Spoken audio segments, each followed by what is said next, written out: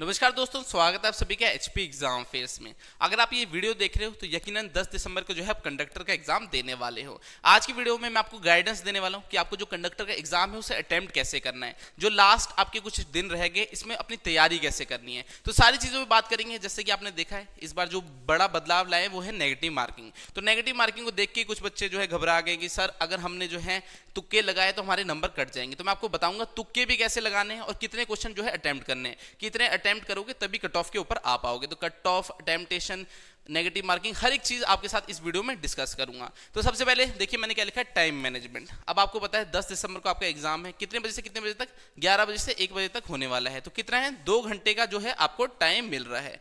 तो 2 घंटे का टाइम है। टोटल क्वेश्चन कितने पूछेगा? 100 क्वेश्चन जो है आपसे पूछने वाला है। तो जो है टाइम बहुत अच्छा दे रखा है इन्होंने, ऐसा नहीं कि कम टाइम दे रखा है। 2 घंटे में 100 क्वेश्चन इजीली अटेम्प्ट किए जा सकते हैं। मैं आपको बताऊंगा अभी कि आपको अटेम्प्ट कैसे करना है। जैसे कि इस बार आपको पता है न्यू सिलेबस जो है आपका जोड़ रखा है, कुछ नॉलेज ऑफ आईटी टूल्स है, इसमें जीपीएस हो गया, वेबसाइट हो गई, एचआरटीसी की ई टिकटिंग सिस्टम हो गया। तो कुछ सब टॉपिक बताए थे।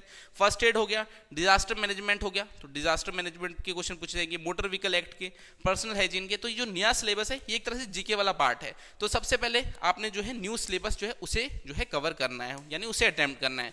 तो न्यू सिलेबस को सबसे पहले अटेम्प्ट करना, फिर HP GK, India GK, current affair हो गया, यानी जीके वाला जो पार्ट है उसको अटेम्प्ट करना। उसके बाद हिंदी हो गया, इंग्लिश हो गया, और लास्ट में जो है रीजनिंग और मैथ अटेम्प्ट करनी है, क्योंकि रीजनिंग और मैथ जो है टाइम कंज्यूमिंग सब्जेक्ट होते हैं, तो वहां टाइम आपका लगेगा ही लगेगा। तो ऐसा करना है, रीजनिंग और मैथ लास्ट में, जो नया सिलेबस है सबसे पहले, फिर जीके, हिंदी, इंग्लिश और रीजनिंग और मैथ जो है लास्ट में आपने करना है। सबसे पहले आपने क्या करना है, क्वेश्चन को जब अटेम्प्ट करोगे तो ऐसा जो क्वेश्चन आ रहे हैं उनको कर लेना। मान लीजिए 100 में से आपने देखना कितने क्वेश्चन आपको आ रहे हैं। अगर आपने मान लीजिए 60 क्वेश्चन आपको आ गए, 60 आपने जो है अटेम्प्ट कर लिए और बाकी आपको नहीं आ रहे, 100 में से आपको 60 क्वेश्चन ही आते थे, आपने अच्छी तैयारी की तब भी जो है पेपर उन्होंने डिफिकल्ट डाल दिया, 60 क्वेश्चन ही आपको आते थे, तब क्या करना है कि हाँ नेगेटिव मार्किंग होगी, नंबर कट जाएंगे, तो मैं अटेम्प्ट नहीं करूंगा, 60 क्वेश्चन जो करें इन्हीं को करके आ जाऊंगा। तो ऐसा नहीं करना है, क्योंकि जो 0.25 की आपकी नेगेटिव मार्किंग है, कितनी होने वाली है नेगेटिव मार्किंग? 0.25 की नेगेटिव मार्किंग है। तो ये जो है आपकी ज्यादा नेगेटिव मार्किंग नहीं है। जब 1/3 होती है उससे थोड़ा हम ज्यादा मानते हैं, ये 1/4 है। तो मान लीजिए आपने 60 क्वेश्चन जो है अटेम्प्ट किया, आपको 60 के 60 सही आते थे, उसके बाद आपको कोई भी क्वेश्चन जो है आता नहीं था, आपने तुक्के लगाए। चलिए तुक्के लगाते हैं, 30 क्वेश्चन में जो है तुक्के आपने लगा दिए, टोटल आपने 90 क्वेश्चन अटेम्प्ट करके आए, 10 आपने छोड़ दिए, 10 का आपको कुछ भी नहीं पता था, 30 में आपने थोड़े बहुत तुक्के लगा के कर दिए। अब इस 30 में से मान लीजिए आपके 6 क्वेश्चन ठीक हुए और 24 जो है गलत हुए। तुक्के आपके नहीं लगते ठीक, तो मान लेते हैं 6 क्वेश्चन ही आपके ठीक हुए और 24 जो है आपके गलत हो गए। तो 6 के कितने नंबर मिले आपको? 6 क्वेश्चन ठीक करोगे तो 6 नंबर मिलेंगे, एक क्वेश्चन 1 नंबर का है। वहीं 24 क्वेश्चन गलत किए तो कितने कटेंगे?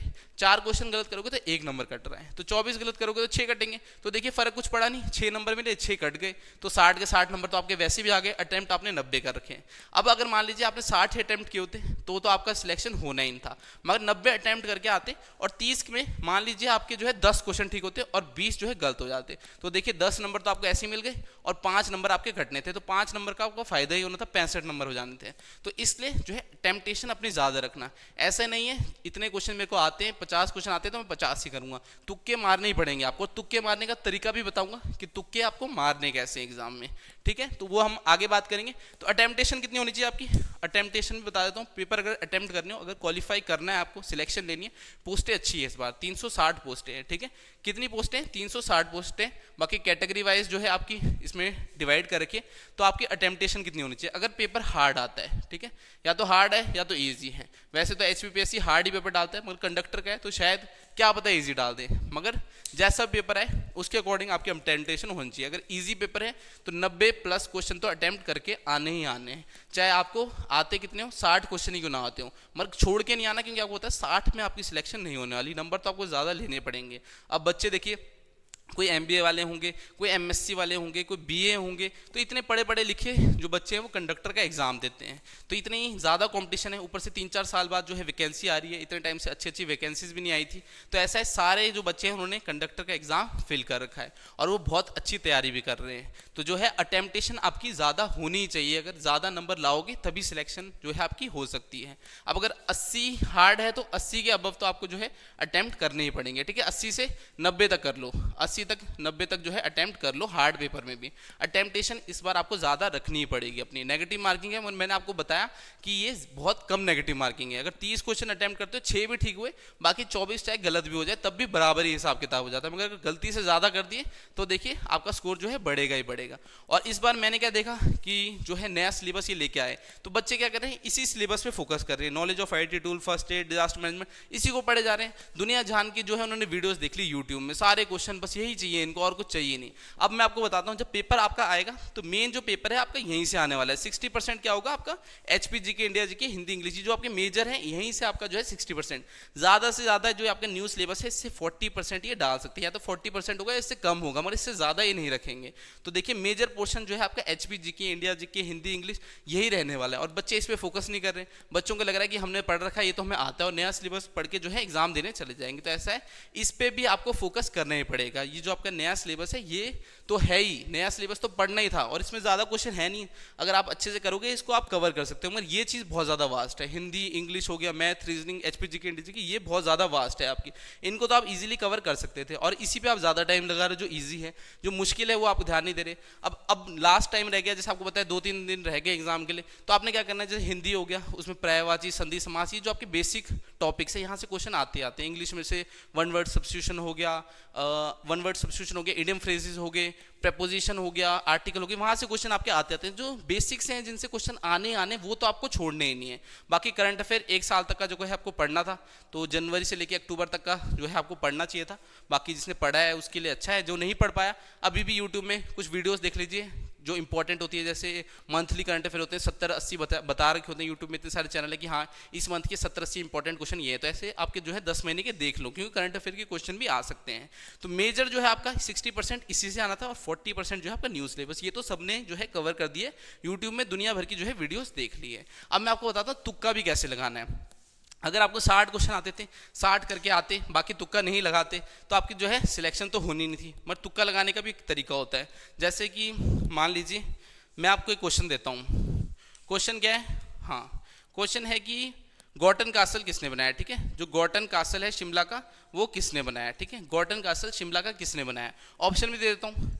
ऑप्शन जैसे HS हैरिंगटन ले लो, HS हैरिंगटन हो गया, हेनरी इरविन हो गया, C हो गया, S जैकब हो गया, फिर हो गया D हो गया, S हो गया विल्सन। तो बताइए अब इसमें से राइट आंसर क्या होगा। जो शिमला का गॉर्टन कासल है वो किसने बनाया। अब मान लीजिए आपको नहीं आता था ये क्वेश्चन, तो आप क्या करते हैं, आप ऑप्शन को देखते हैं। अब देखिए HS हैरिंगटन, अगर हिमाचल जी के थोड़ी बहुत पढ़ी भी होगी तो आपने पढ़ा होगा, कालका शिमला रेलवे लाइन है, उसके चीफ इंजीनियर कौन थे, HS हैरिंगटन थे, काट दो। ये तो आपका एक ऑप्शन आपको पता है, ये तो हो ही नहीं सकता, ये आपका किसी और चीज़ से बना है। अब हेनरी इरविन है, अब इसके बारे में सोचोगे, अगर जीके पढ़ी होगी, अगर अच्छे से तैयारी करी होगी तो इसको भी काट पाओगे। जो आपका हेनरी इरविन है, इसने जो है वाइसरिगल लॉन्च था उसका डिजाइन तैयार किया था। तो 2 ऑप्शन आपके ऐसे कट गए। अब 2 आपके सामने है, इसमें से जो है आपको तुक्का लगाना है। 50-50% चांस है, या तो सही लगाओगे या तो गलत लगाओगे। तो तुक्का लगाने का भी तरीका ऐसा होता है कि पहले ऑप्शन को देखना, हिंदी में भी देखना। जैसे अगर समास की बात करो तो समास में देखना कि आपका जो है बहुब्रयी है, द्विगु है, कौन सा है, इसका उदाहरण क्या होते हैं, तो उस ऑप्शन को काट देना कि हाँ ये तो हो ही नहीं सकता। तो तुक्का लगाने का वो तरीका होता है। अब इसमें से जो राइट आंसर है वो क्या है, S जैकब। जो गॉर्टन कासल है शिमला का वो किसने, S जैकब ने बनाया था। तो देखिए 2 क्वेश्चन थे, एक में आप तुक्का लगा सकते थे। तो तुक्का लगाने का तरीका क्या होता है, एलिमिनेशन मेथड। जो बड़े बड़े एग्जाम होते हैं, जैसे HS का दे दो, नायब तहसीलदार का दे दो, वहां पर भी जो बच्चे होते हैं, अगर मान लीजिए 100 क्वेश्चन आ रहे हैं तो उन्हें कितने 40 से 50 क्वेश्चन ही आते हैं। बाकी क्वेश्चनों में वो यही मेथड यूज करते हैं कि हाँ ये चीज तो हो ही नहीं सकती। मगर ये आपको कब पता लगेगा, जब आपने डीप में चीजें पढ़ी होगी। ऐसा नहीं है कि आप तैयारी अच्छी की नहीं फिर जाके वहां पर ऐसे कर रहे हो, तो तब सिलेक्शन नहीं होती। अगर अच्छी तैयारी करिए तब आप इस मेथड को फॉलो कर सकते हो, और जो आपको सही आते हैं वो तो करोगे, और आगे भी कुछ क्वेश्चन जो है आप सही करोगे। तो ऐसा है, आपको बता दिया मैंने, नेगेटिव मार्किंग है, मगर डरना नहीं है। अटेम्प्टेशन अपनी ज्यादा रख के आनी है, अटेम्प्ट ज्यादा करोगे तभी जो है आप सिलेक्शन ले पाओगे। कट ऑफ की बात करते हैं, तो कट ऑफ जो है प्रिडिक्ट नहीं की जा सकती। अगर एग्जाम हुआ ही नहीं, मैं अभी कैसे बता दूं आपको कट ऑफ कितनी जाएगी? या तो एग्जाम जो है उसका लेवल अच्छा होगा, अगर अच्छे क्वेश्चन पूछे तो आपकी जो कट ऑफ कम हो जाएगी। आपने देखा होगा हाई कोर्ट का जो है एग्जाम हुआ था, उसमें भी जो है लेवल अच्छा रखा था, तो आपकी कट ऑफ कितनी कम हो गई थी। जनरल, ओबीसी, एससी, एसटी कितनी कम कट ऑफ में जो है उनकी जो है पेपर 2 के लिए वो सिलेक्ट हो गए थे।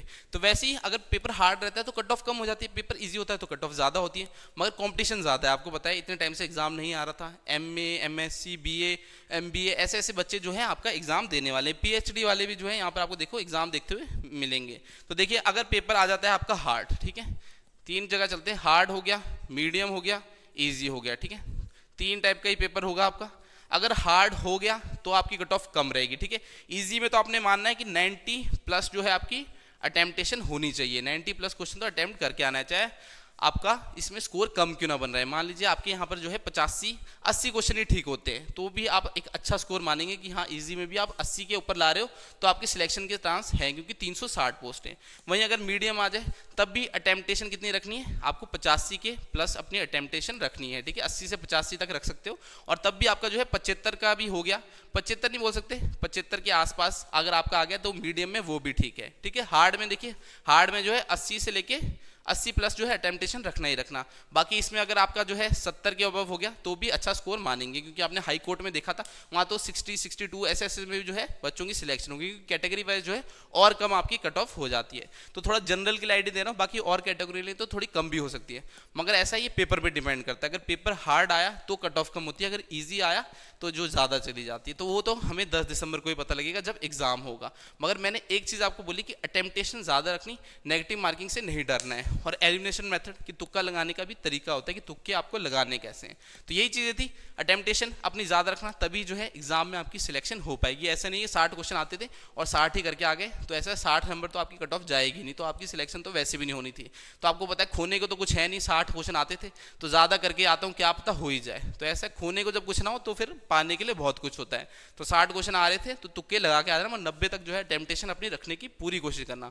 टाइम मैनेजमेंट मैंने आपको बताया, टाइम बहुत है एग्जाम में, 2 घंटे में आप जो है 100 क्वेश्चन आराम से कर सकते हो। सीक्वेंस ये रखना, पहले जो न्यू सिलेबस है उसे करना, GK, Hindi, English, reasoning, math को लास्ट में करना। पहले वो क्वेश्चन अटेम्प्ट करना जो आपको आते हैं, ठीक है। जैसे आपने अटेम्प्ट किया, आपको मान लीजिए 55 क्वेश्चन आते हैं, वो आपने अटेम्प्ट कर लिए, फिर आपको पता है 55 आते, अब 55 तो मेरा सिलेक्शन होगी नहीं, फिर आपने जो है उसके बाद वो क्वेश्चन करने जो आपको नहीं आते। कुछ में आपका एलिमिनेशन मेथड लगेगा, किसी में आपको सर पैर कुछ भी नहीं पता होगा क्वेश्चन का, वो तो छोड़ ही देना कि अगर सर पैर नहीं पता होगा। 10 क्वेश्चन ऐसे होंगे जिनमें सर पैर कुछ भी नहीं पता होगा तो छोड़ देना। मगर अगर 10 से भी ज़्यादा क्वेश्चन हो रहे हैं कि हाँ इनमें तो मेरे को किसी में नहीं पता, तो ऐसा करना, रिस्क लेके आना एग्जाम में, कि रिस्क लोगे तभी सिलेक्शन हो पाएगी। तो अटेम्प्टेशन अपनी ज़्यादा रखना। लास्ट में जो है आपके अब 1-2 दिन ही रह गए, तो अगर हो सके तो मॉक टेस्ट देना। मॉक टेस्ट से हमें अपनी तैयारी का पता लगता है कि आपने जो तैयारी करी है वो कितनी सही है, कितनी गलत है, ठीक है। अगर अच्छा स्कोर आ रहा है मॉक टेस्ट में, 80-80 नंबर आ रहे हैं, तो आपकी जो है तैयारी अच्छी है। तो जिस बच्चे ने मॉक टेस्ट नहीं दिए उसको एग्जाम में थोड़ी जो है प्रॉब्लम आती है। जिसने दे रखे उसको अपना वीक सेक्शन पता होता है कि मेरा इंग्लिश में कम आ रहे हैं, मैथ में कम आ रहे हैं, तो वो उस पर ज़्यादा फोकस करता है। तो लास्ट जो आपका अब टाइम रह गया उसके लिए एक छोटी सी आपके लिए वीडियो बनाइए कि आपको जो एग्जाम है वो कैसे देना है। तो 10 दिसंबर का आपका एग्जाम है, आप सभी को ऑल द बेस्ट एग्जाम की, अपना अच्छा देने की कोशिश करना। 360 पोस्टें अच्छी आ रखी है, और ऐसा है बड़े टाइम बाद पोस्टें आ रही है, तो हिमाचल में नौकरियां वैसे ही इतनी कम होगी, तो अगर अपॉर्चुनिटी मिल रही है तो अभी भी जितना टाइम रह गया, 2 दिन रह गए, तो उसमें भी अच्छे से पढ़ो। ऐसा है अभी जो लास्ट की तैयारी होती है इसमें बच्चे फोकस ही नहीं करते, बच्चे बोलते हैं कि हम जाएंगे एग्जाम वाले दिन देखेंगे, जो होगा देखा जाएगा। तो ऐसा नहीं करना, अभी अगर टाइम है पढ़ लो, 2 दिन ही पढ़ लो, फिर उसके बाद तो कहाँ पढ़ोगे, एग्जाम का रिजल्ट ही देखोगे, ठीक है, वो भी 1 महीने में निकाल देंगे। तो ऐसा लास्ट का टाइम है, अच्छी तैयारी करना और अच्छे से एग्जाम देना। आप सभी को ऑल द बेस्ट है। बाकी किसी को भी कोई प्रॉब्लम होगी कमेंट सेक्शन में कमेंट करके मुझे बताना, मैं कोशिश करूंगा रिप्लाई करने की। तो आज की वीडियो को इतने रखते हैं, मैं आपसे अगली क्लास में मिलूंगा, तब तक के लिए शब्बा खैर, थैंक यू।